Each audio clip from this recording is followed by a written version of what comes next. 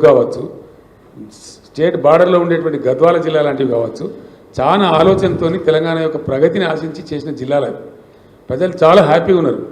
ఇలా కొత్తగా ఏర్పడ్డ జిల్లాల ప్రజలు కూడా చాలా కోపంగా ఉన్నారు ప్రభుత్వం మీద. నేను పోయిన ప్రతికాడు అడిగినా, మీ జిల్లా తీసేస్తారంటే యుద్ధానికి సిద్ధం సార్, ఎట్లా పోతావు చూస్తామని చెప్పి మాట్లాడుతున్నారు.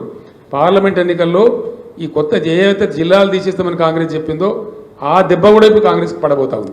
Sir sir sir sir sir sir sir ఇక్కడ సార్ ఉద్యమ సమయంలో సార్ సార్ ఇక్కడ ఇక్కడ సార్ సార్ నేను సార్ ఇది ఫోన్ ట్యాపింగ్ కేసులో రాధాకిషన్ రావు మీ ఆదేశాలనే మేము పాటించినాము, మా సొంత నిర్ణయాలు ఏం తీసుకోలేదని సిఆర్పిసి 141 సెక్షన్ స్టేట్మెంట్ ఇచ్చాడు సార్. వాడేవాడే Radhakishan Rao? Who is he? DCP sir, DCP task. తెలియదు, నీకు అర్థం తెలుసా? కానీ లేదు సార్, ఆయన రాష్ట్రంలో 100 మంది డీసీపీలు ఉంటారు, వాడు ఒక్కటి పేరు పట్టుకుని ఉన్నాను అడిగింది నాకు అర్థం కాదు సార్. ఉద్యమ సమయంలో ప్రశ్న అది సార్. ఉద్యమ సమయంలో ఫోన్ ట్యాపింగ్ ఏదైనా మీకు పిచ్చి పట్టుకున్నది కానీ ముఖ్యమంత్రికి ఫోన్ ట్యాపింగ్ ఏమైనా సంబంధం ఉంటుందా? రాహుల్ ఇంత పెద్ద సీనియర్ లీడర్. ముఖ్యమంత్రి gets reports from the intelligence department. వాడు ఎట్లా తీసుకొచ్చిన రిపోర్ట్ మాకెట్లా తెలుస్తుంది నాకు అర్థం కాదు. వాడు ట్యాపింగ్ చేసిండా, టూపింగ్ చేసిండా, డబ్బులు ఇచ్చిండా, ఇంకేదైనా రాష్ట్ర వ్యవస్థ పెట్టుకున్నా మాకు ఎందుకు తెలుస్తుంది? అదో ఇష్యూ అవా ఇంత సిల్లీ. ఆ గవర్నమెంట్ ఎంత సిల్లీ ఉన్నదో మీరు కూడా అట్లా తయారైపోయిన పూర్తిగా. What is that non sense? నాకు అర్థం కదా. ఫోన్ ట్యాపింగ్ అదో పెద్ద ఫినాయిల్ పెట్టి నోలు పెట్టుకున్న పరిస్థితి తెస్తూ ఉన్నారు. ఎవడో కొందరు బాగాగాలు పని లేక ఫోన్ ట్యాపింగ్ తోకట ఏం ట్యాపింగ్ అయినా నాకు అర్థం కాదు. ఇలా ముఖ్యమంత్రి తరఫున ఇంటెలిజెన్స్ ట్యాపింగ్ చేస్తలేదా అండి? Do you say that? ప్రతి ప్రభుత్వానికి ప్రపంచంలో గూఢచార వ్యవస్థ లేని ప్రపంచమే ఉండదు, ప్రభుత్వమే ఉండదు. వాళ్ళు సమాచార సేకరణ చేసి ప్రభుత్వానికి ఇస్తారు. సాయంత్రానికో పొద్దున్న early morning, every morning intelligence comes and brief the chief minister about the law and order situation. చాలా ఉంటుంది మన దగ్గర. హైదరాబాద్లో పేలుళ్ళు జరిగినాయి, అట్లాంటిది ఏదైనా ఉంటుంది, ఇంకేదైనా ప్రమాదాలు ఉంటాయి, కొన్నిసార్లు కొన్ని విచిత్రమైన దొంగల ముఠాలు వస్తాయి. అట్లాంటివన్నీ కూడా సమాచారం సేకరించి ఇస్తూ ఉంటారు. ఏం చేయాలో చెప్తారు. దాన్ని బట్టి గవర్నమెంట్ ఏంటంటే వివిధ శాఖల అధికారులకు అప్రమత్తం చెప్పి కల్తీ విత్తనాలు ఉంటుంది, దాని మీద కూడా ఇస్తారు. వాళ్ళు ట్యాపింగ్ చేస్తాడా, టూపింగ్ చేస్తాడా మాకేం తెలుస్తుందా? నాకు అర్థం కాదు. No minister is concerned with that, no chief. అసలు కన్సర్న్ ఉండదు. We are only concerned with the reports given by the intelligence. The way they brought the report, we don't know. That is purely internal matter of the police department. Sir. And ఇంకోటి అండి, అదేదో మీరు పెద్ద భ్రమలో ఉన్నారు. పోలీసులు ఎప్పుడు ఫోన్ ట్యాపింగ్ చేసినా బాజాబ్తాగా టెలిగ్రాఫ్ యాక్ట్ ప్రకారం 1869 టెలిగ్రాఫ్ యాక్ట్ ప్రకారం బాజాబ్తా రాష్ట్ర హోమ్ సెక్రటరీ పర్మిషన్ తీసుకొని చేస్తారు. అది పర్మిషన్ లేకుండా చెయ్యరు. ఇది ఇంగితమైన ప్రతి ఒక్కరికి తెలుసు. తర్వాత తీసుకున్న దాన్ని డిమాలిజ్ చేయొచ్చని కూడా ఉంది ఆ చట్టంలో. ఒక నిర్ణీత వ్యవధి తర్వాత వాళ్ళు సేకరించిన సమాచారాన్ని డిమాలిజ్ చేయొచ్చని కూడా అదే యాక్ట్లో ఉంది. ఇది తెలియకుండా అదేదో పెద్ద భయంకరమైన వ్యవహారం అన్నట్టు, దాని ఏదో తోకమట్టం ఏదో కొండందో వెలకబట్టుకున్నాం అన్నట్టు ఏమి బట్టి ట్రాష్ గ్యాస్ దాంతో ఏం అయ్యేది. మీరు ఆ భ్రమలు ఉండకండి సార్. తెలంగాణ ఉద్యమ సమయంలో 2001 నుంచి 2014 దాకా కేసీఆర్ కుటుంబ సభ్యులకు పారాగాన్ చెప్పులు వేసుకోనేటువంటి వ్యక్తులు అదే సమయంలో డీజిల్ పోసుకుందామన్నా కూడా కారుకు అట్లాంటి పరిస్థితులు ఉన్నటువంటి వారు ఈరోజు లక్షల కోట్లు సంపాదించారు. వాళ్ళ డబ్బులంతా స్వాధీనం చేసుకుంటామని పదే రేవంత్ రెడ్డి చెప్తున్నారు. చాలా సంతోషం. చేసుకోమని వెంటనే అర్జెంటుగా చేసుకోమని చెప్పాలా. పారాగాన్ చెప్పులు లేకుండా నేను ఉంటున్నా, రేవంత్ రెడ్డి ఉండినా ప్రజలకు తెలుసు కదా. పారాగాన్ చెప్పులు లేకుండా ఎవరు అనేది అందరికీ తెలుసు కదా. దేశంలో ఎవరు భూ కబ్జాదారు, ఎవరు బ్లాక్ మెయిలరు, ఎవరు ఓటుకు నేటి కేసులో పట్టుబడ్డరు, ఎవరు దొంగదందాలు చేసిండ్రు, ఎవరు భూమాఫియా అందరికీ తెలుసు రాష్ట్రంలో. సార్ పారాగాన్ చెప్పు లేని ఫ్యామిలీ అండి మాది. Sir Srinivas sir, city vision live. గతంలో రైతులకు ఉచిత ఎరువులని ఒక హామీ ఇచ్చారు, మీరు చాలా సంతోషపడ్డారు, ఆశపడ్డారు రైతులు. అయితే ఆ నినాదం మళ్ళీ ఈ మధ్య తెర మీదకి తేవట్లేదు. పార్లమెంట్ స్థానాలు ఎక్కువ గెలిస్తే దానికోసం పోరాడతారా? కాదు బ్రదర్, బేసికల్లీ అది కరెక్ట్ కాదు. ఎందుకంటే మేము ఏం చేసినామంటే రైతుకు సహకారం అందించాలా, పెట్టుబడి సాయం చేయాలని మేము ప్రయత్నం చేసినాం. ఆ టైంలో ఏం జరిగిందంటే యూరియా బస్తాలు ఇద్దామని కొంతమంది చెప్పారు.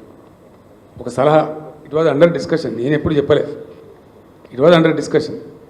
తర్వాత అశోక్ గులాటి గారు అని చెప్పి చాలా ప్రామినెంట్ ఆగ్రో ఎకానమిస్ట్ ఈ దేశంలో, ఇంటర్నేషనల్ ఫేమస్ కూడా ఆయన, ఢిల్లీలో ఉంటే నాకు మంచి ఫ్రెండ్. ఆయన నేను అడిగిన, మేము చేద్దాం అనుకుంటున్నాం, వితౌట్ ఆ గవర్నమెంట్ సపోర్ట్ ఇలా వ్యవసాయం నడిచే పరిస్థితి లేదు, అనేక దేశాలలో గవర్నమెంట్ సపోర్ట్ చేస్తూ ఉంది, మన దేశంలో ఉల్టా ఉంది. మా రాష్ట్రంలో మేము చేయాలనుకుంటున్నాం కొత్త రాష్ట్రం అని చెప్పి ఆయన సలహా అడిగింది. ఆయన ఏం చెప్పినట్టే బ్రదర్, నాకు ఇప్పుడు నువ్వు యూరియా బస్తాలు ఇస్తావు, వానాకాలం తీసుకుని 4 మిగిలి ఉంటాయి ఆయన దగ్గర, నువ్వు మొత్తం ఇస్తావు ఈ పంటకు. ఆయన ఏం చేయాలి, ఈ 4 బస్తాలు అమ్ముకుంటాడు మార్కెట్, మళ్ళీ దానికో అపఖ్యాతి వస్తుంది. కాబట్టి అట్లా వద్దు, నువ్వు ఎంత ఇస్తావో నీ స్టేట్ కిట్టి ఎంతవరకు పర్మిట్ చేస్తావో నాకు తెలియదు, నువ్వు చేయదలుచుకున్న సహాయం క్యాష్ రూపంలో చెయ్యి. ఏం చేయదలుచుకున్నావు, 1000 ఇస్తావా, 2000 ఇస్తావా, 3000 ఇస్తావా, నీ ఇష్టం. కానీ ఆ డబ్బుకు అతను ఓనర్ కావాలి. ఎందుకంటే ఒక ఆయనకు విత్తనాలు పట్టి ఉండొచ్చు, ఒక ఆయన ట్రాక్టర్తో దున్నించుకునే ఎక్కడికి పట్టి ఉండొచ్చు, ఒక ఆయన పురుగుల మందులు కొనుక్కునే ఎక్కడ ఉండొచ్చు, రకరకాల అవసరాలు ఉంటాయి రైతులకు, వేరియేషన్ ఉంటుంది.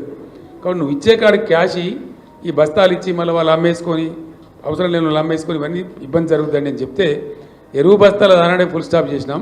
తర్వాత రైతు బంధు పేరు మీద ఈ స్కీమ్ ప్రారంభించినాం. కానీ దీన్ని కొంతమంది చిల్లరగాళ్ళు సోషల్ మీడియాలో పెట్టి బస్తాలు ఇస్తానో ఏమైంది, బస్తాలు ఇస్తానో ఏమైందని, మేము ఇది రైతు బంధుకు బస్తాలు 2 ఇస్తామని చెప్పినామా? బస్తాలకు బదులుగా ఇస్తున్నదే రైతు బంధు. దాంతో ఎవ్వరికి అవసరం, ఒక ఆయన విత్తనాలు కొనుక్కుంటాడు, ఒక ఆయన పురుగుల మందు కొనుక్కుంటాడు, ఒక ఆయన ఎరువులు కొనుక్కుంటాడు, ఒక ఆయన ట్రాక్టర్ దున్నకానికి పెట్టుకుంటాడు, ఒక ఆయన నాటేయించుకోవడానికి పెట్టుకుంటాడు. రకరకాల అవసరాలు ఉంటాయండి. ఆయన అవసరాన్ని బట్టి ఆ డబ్బును ఆయన వాడుకుంటా ఉన్నాడు. దాని ఫలితమే మనం 3 కోట్ల పైచీలు టన్నుల ధాన్యం పండించినాం, పంజాబ్ని తలదనినాం. మీరు అడిగింది మంచి క్వశ్చన్, అది నాకు కూడా ఇక్కడ చెప్పాలని ఉండే, మీ క్వశ్చన్ ద్వారా ఇప్పుడు క్లియర్ అయిపోయింది. I'm thankful to you. Sir ఇక్కడ సార్ మీరు ఇండస్ట్రీస్కి తమిళనాడుకి వెళ్ళిపోతున్నాయి అని చెప్తున్నారు. అయితే ముఖ్యమంత్రి చెప్తారు 13 ఇండస్ట్రీస్ గుజరాత్కి తీసుకెళ్ళడానికి మోదీ ట్రై చేస్తున్నారు, ఇన్క్లూడింగ్ టెస్లా. దాని మీద మీరు ఎలా రియాక్ట్ అవుతారు సార్? ఇటువంటి చాదగాని ముఖ్యమంత్రుడు గుజరాత్కి పోతాయి, తమిళనాడుకి పోతాయి, కేరళకు పోతాయి, ఆంధ్ర పోతాయి, ఇంకేంటి? ఎక్కడికి పోమ్మా? మీరే చెప్తున్నారు, మీ క్వశ్చన్లే ఆన్సర్ ఉన్నది. ఈయన ఏం చేస్తున్నాడు మరి? టెస్లా బిస్లా అంతా మోడీ అనుకొని పోతా ఉంటే ఈయన ఏం చేస్తున్నాడు? మోడీ అడ్డం పడ్డా మేము తెచ్చినామమ్మా కొన్నిటిని, లైక్ ఫేస్బుక్. ఆయన ఇంటర్నేషనల్ లాబీస్లను పెట్టి చాలా ప్రయత్నం చేసిండు అహ్మదాబాద్ తీసుకుపోదామని. మేము అంతకన్నా పై ఎత్తుగడ వేసి దాన్ని ఇక్కడ తెచ్చినాం. మోడీ తట్టుకొని మేము ఒక 4-5 పరిశ్రమలు పెద్ద పెద్ద తెచ్చినాం ఇక్కడికి. సార్ ఇక్కడ సార్ మీరు మొన్న మెదక్లో మాట్లాడుతూ టైం కాగలే సుమా, మళ్ళీ ఈసీ నిషేధం, మళ్ళీ అదో కథ. చెప్పండి. సార్ ఇక్కడ సార్ మీరు మొన్న మెదక్లో మాట్లాడుతూ అసెంబ్లీలో చెల్లని రూపాయి పార్లమెంట్లో ఎట్లా చెల్తుంది అన్నారు. సో మన పార్టీ నుంచి కూడా కొప్పులీశ్వర్, ఆర్ఎస్ ప్రవీణ్ కుమార్, బాజిరెడ్డి ఇట్లాంటి వాళ్ళందరూ అసెంబ్లీ ఎన్నికల్లో ఓడిపోయారు. వాళ్ళు ఇప్పుడు ఎట్లా చెల్తారు? కరెక్ట్ క్వశ్చన్ మంచిగా అడిగిన మీరు. అది నేను మెదక్కు సంబంధించి అడిగిన. మీరు అడిగిన కానీ ఆర్ఎస్ ప్రవీణ్ మా పార్టీ నుంచి ఓడిపోలేదు, కొప్పులీశ్వర్ మాత్రం మా పార్టీ నుంచి ఓడిపోయిండు. చెల్లించేది ప్రజలు చెప్తారు, నేను చెప్పాల్సింది నేను ప్రజలకు చెప్పాను. సార్, రైతు బంధు విషయంలో కేటీఆర్ గారు ఈ మధ్యలో చెప్పారు, ఎక్కువ ఎకరాలు ఉన్న వాళ్ళకి ఇవ్వాలా లేదా అనేది కొంచెం సమీక్ష జరుగుతోంది అన్నటువంటి విషయం మీద కేటీఆర్ గారు ఆ మధ్యలో చెప్పారు. ఇప్పుడు వాళ్ళు కూడా 5 ఎకరాల లోపే ఇవ్వాలన్నటువంటి ఒక సూత్రప్రాయ నిర్ణయానికి వచ్చినట్టుగా తెలుస్తోంది. మీ అభిప్రాయం, మళ్ళీ ప్రభుత్వం అధికారంలోకి వస్తే 6వ ఎకరం కూడా ఏమని ఏం చేసిండే? 6 ఎకరాల నుండి కోటీశ్వరుడా, 7 ఎకరాల నుండి కోటీశ్వరుడా? ఓ 15-20 ఎకరాలు దాటి వాళ్ళకి లిమిట్ పెడితే అదొక అర్థం ఉంటుంది. కానీ మరీ 5 ఎకరాలు, మేము బ్రదర్ ఒకటే చెప్తున్నాను నేను, ఇక్కడ ఎకరాలు లిమిటు సీలింగు అనే దానికంటే నేనుగా I/1 దాని సృష్టికర్త నేనే, రైతు బంధు సృష్టికర్త, తెచ్చి ఇచ్చింది నేనే. ఆ రోజు తెలంగాణ ఏర్పడ్డ సమయంలో తెలంగాణ రైతాంగం చెట్టుకోడు గుట్టకోడు అయిపోయి, గందరగోళం అయిపోయి, డ్రై అయిపోయి చాలా బాధాకరంగా ఉండేది. ఒక కనీసం 10-15 ఏళ్ల పాటు రైతులను బ్రహ్మాండంగా సపోర్ట్ చేసి, వాళ్ళకి ఫ్రీ పవర్ ఇచ్చి, వాళ్ళకి లిఫ్ట్ చేసి వాటర్ తెచ్చిస్తే వాళ్ళు నిలదొక్కుంటారు. తెలంగాణ వ్యవసాయ రంగంలో లాభం జరుగుతుందని పెట్టిన. And that agriculture sector of Telangana has contributed to the GSDP of Telangana by 18.36%. Telangana GSDPకి 18.36% కూర్చినటువంటి శాఖ వ్యవసాయ శాఖ, రైతాంగం. అగ్రికల్చర్ సెక్టర్ నుండి GSDPకి వచ్చినటువంటి శాతం నేను చెప్పేది, విచ్ ఇస్ గ్రేట్. నేను అనుకున్న కళ నెరవేరింది. ఇంకొక 5-6 ఏళ్ళు కొనసాగించిన తర్వాత ఈ సీలింగ్ బిల్లింగ్ మేము కూడా ఆలోచిస్తామని అనుకున్నాం. రైతులు కొంచెం అప్పులు తీరిపోయి వాళ్ళ సొంత పెట్టుబడి వాళ్ళు పెట్టుకునే పరిస్థితికి వచ్చిన తర్వాత అప్పుడు పేద రైతులకు మాత్రం పెడదాం, కొద్దిగా ధనిక రైతులకు తీసేద్దామని మాకు కూడా ఆలోచన ఉండే బేసికల్లీ. కానీ ఇంత హాఫెసాడ్గా, ఇంత తొందరపడి ఒక కన్ఫ్యూజన్ క్రియేట్ చేసి రేపు మాకు వస్తుందా రాదా అనేటువంటి ఒక భయాన్ని రైతుల్లో క్రియేట్ చేసే దిక్కుమాలిన చర్యలు మాత్రం మేము చేయలే. ఆ పని కాంగ్రెస్ చేసింది. ఆ వ్యవసాయ మంత్రి కూడా మాట్లాడిండు, అందరూ మాట్లాడుతున్నారు. తప్పకుండా రైతుల ఆగ్రహాన్ని వాళ్ళు చూడబోతున్నారు. సార్ లిక్కర్ స్కామ్ లో కేజ్రీవాల్ కు బెయిల్ వచ్చింది. నీ మూడోసారి అయిందే కవితకేమో బెయిల్ రాలేదు సార్. కేజ్రీవాల్ బెయిల్ వచ్చింది. ఎక్కడ చూస్తారు మీరు? ఏం కావాలి నీకు? ఢిల్లీ సీఎం కు కేజ్రీవాల్ కు బెయిల్ వచ్చింది. అదే కేసులో ఉన్న కవితకు మాత్రం బెయిల్ ప్రాసెస్ నడుస్తూ ఉంది, కోర్టులో ఉంది. సింపుల్ ఈజ్ ద ఇష్యూ అండి. ఢిల్లీ లిక్కర్ స్కామ్ అనేది నరేంద్ర మోడీ సృష్టించినటువంటి ఒక రాజకీయ కుంభకోణం. It's reverse political scam. అందులో ఏం లేదంత పడితే గ్యాస్. ఇవాళ వరకు ₹1 రికవరీ చేయలే, ₹1 కూడా రికవరీ చేయాలి. ఎవరి నుంచి ఎవరికి మనీ లాండరింగ్ అయిందో, ఎవరి నుంచి ఎవరు తీసుకున్నాడో ఎవరికి తెలియదు. అది ఢిల్లీ స్టేట్ లిక్కర్ పాలసీని స్కామ్ కింద చిత్రీకరించి మేమిద్దరం అండి, ఆయన కంట్లో నర్సులాగా ఉన్నోళ్ళు, అరవింద్ కేజ్రీవాల్, నేను, ముక్కులో కోయలాగా ఉంటే మేము ఏం చేసినాం మేము? ఆయన మాకు 104 మంది ఎమ్మెల్యేలు మా సంఖ్య ఉండి, అప్పుడు మజ్లిస్ ఎమ్మెల్యేలు 7 మాకు సపోర్ట్ ఉండే టైంలో 119లో 111 మంది మేము ఉన్నాం ఇక్కడ. అయినా ఆయన ఏజెంట్లను పంపించండి ఇక్కడికి. ఈ గవర్నమెంట్ టాపులు చేయాలని కూలగొట్టాలి రాష్ట్ర ప్రభుత్వం అనేది ఆయన ఏజెంట్లను పంపించి ఇక్కడ బేరాలు చేశారు. వాళ్ళని పట్టి నిర్బంధించి నేను జైల్లో వేసిన. ఇక్కడ వేయడమే కాదు, ఆ ఏజెంట్లను పంపించిన మూల సూత్రధారి బిఎల్ సంతోష్, ప్రధానమంత్రికి రైట్ హ్యాండు, జాతీయ కార్యదర్శి, ఆయనను పట్టుకరమని చెప్పి ఢిల్లీ సెంట్రల్ బీజేపీ ఆఫీస్ మీదకి మన పోలీసులను పంపించినండి. ఆయన పట్టుకరమని పోయిన తెలంగాణ పోలీసులు తప్పించుకున్నాడు ఆయన. అది వాళ్ళ మా మీద కోపం. ఆ కక్ష మనసులో పెట్టుకొని అటు అరవింద్ కేజ్రీవాల్ను ఇటు నన్ను రాజకీయంగా ఒత్తిడి చేయాలని చెప్పి అటు కేజ్రీవాల్ని అరెస్ట్ చేసిండ్రు, ఇటు నా కూతురుని అరెస్ట్ చేసిండ్రు. వాళ్ళు కడిగిన ముత్యాలలాగా బయటకు వస్తారు. అది స్కామ్ లేదు, బట్టిదే ట్రాష్.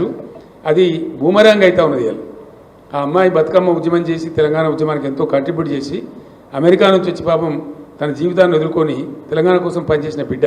అందరికీ తెలుసు, లోకానికి తెలుసు. ఆ అమ్మాయి స్టాండర్డ్ ఏందో, ఆమె ఎట్లా మాట్లాడుతుందో, ఆమె ప్రవర్తన ఏందో మీ అందరికీ కూడా తెలుసు. మీ అందరూ కూడా చాలామంది జర్నలిస్టులు ఆమెతో కలిసి పనిచేసారు. అటువంటి ఒక నిర్దోషం పట్టుకపోయి ఒక మహిళను చూడకుండా కేవలం నా కూతురు అనేటువంటి ఒక రాజకీయ కక్షతోని మోడీ అరెస్ట్ చేసిండు. ఏం ఫరక్ కూడా మేము భయపడము, రాజకీయ కుటుంబం కాబట్టి మేమన్నీ ఎదుర్కొంటాం. మాకు ఈ జైలు బీలు కొత్త కాదు. We're not worried. ఆమె కడిగిన ముచ్చంలాగా బయటకు వస్తుంది. I have no doubt. Thank you so much. Sir Muslim మైనార్టీలకు ఏం పిలిపిస్తారు సార్? ముస్లిం మైనార్టీలకు, మైనార్టీ సోదరులకు నాది ఒకటే విజ్ఞప్తి. ఈ రాష్ట్రంలో మీరు భ్రమలో పడి కాంగ్రెస్ పార్టీకి ఓటేస్తే వాళ్ళు థర్డ్ ప్లేస్లో ఉన్నారు. అనవసరంగా బీజేపీ గెలిచే అవకాశం ఉంటుంది. మీకు బీఆర్ఎస్ సెక్యులర్ పార్టీ, బ్రహ్మాండమైన నీతి నిజాయితీ ఉన్న పార్టీ, మంచి పార్టీ, మిమ్మల్ని ఆదుకున్న పార్టీ, మైనార్టీ గురుకులాలు పెట్టిన పార్టీ, మీ బడ్జెట్ 12,000 కోట్లు పెట్టి ఖర్చు పెట్టిన పార్టీ. కాబట్టి బీఆర్ఎస్ని ఆదరించండి. బీఆర్ఎస్ సెక్యులర్ పార్టీగా ఉంటుంది. మీ సంక్షేమాన్ని కాపాడుతుంది, మీ రిజర్వేషన్లు కాపాడుతుంది, మీ హక్కుల కోసం పోరాడుతుంది. కాబట్టి బీఆర్ఎస్కే ఓటేసి బీఆర్ఎస్ని గెలిపించమని తెలంగాణ ముస్లిం బిడ్డలందరికీ కూడా నేను కోరుతా ఉన్నాను. సార్ మైనార్టీ సిఓఈ బ్రాంచెస్ అనేవి ఏర్పాటు చేశారు సార్. మైనార్టీ స్కూల్లో సార్ ఇక్కడ సార్ మైనార్టీ విద్యార్థులకు ఉన్నత విద్య కల్పించాలనేసి సిఓఈ బ్రాంచెస్ అంటే central of excellence and branches ఏర్పాటు చేశారు. అయితే దాంట్లో ఫ్యాకల్టీ లేదు, విద్యార్థులు లేరు అనే సాకుతోటి ఇప్పుడు బ్రాంచెస్ మొత్తం ఎత్తేస్తున్నారు సార్. దాని మీద నేను ఏమంటున్నా అంటే మైనార్టీ విద్యార్థుల యొక్క మంచిని కోరి బీఆర్ఎస్ ప్రభుత్వం పెట్టిన స్కూళ్ళు కానీ మంచి కానీ ఎవరు చేయలే. బీఆర్ఎస్ ఇచ్చిన స్కాలర్షిప్స్ కూడా ఎవరు ఇవ్వలే. ఐఏఎస్ కోచింగ్ కానీ విదేశీ స్కాలర్షిప్ కానీ చాలా ఇచ్చినాం. టెమరిస్ పెట్టి ఒక రికార్డు నెలకొల్పినాం. ఇండియాలో ఎక్కడ లేవు, మేము పెట్టినాం. ఇవాళ ఈ కాంగ్రెస్ ప్రభుత్వం అందరినీ ముంచుతున్నట్టుగానే తీయగా మాట్లాడుతుంది తప్ప ఏం మంచి పని చెయ్యదు. వాళ్ళు ఎత్తేస్తారు గ్యారంటీగా. వాళ్ళకి అసలు ఇంట్రెస్ట్ లేదు మైనార్టీ అభివృద్ధి మీద. కాబట్టి బీఆర్ఎస్ఏ మీకు శ్రీరామ రక్ష. బీఆర్ఎస్ పార్టీని బలపరచండి. టెమరిస్ మేము యాజ్ చేసిగా కొనసాగిస్తాం. Thank you.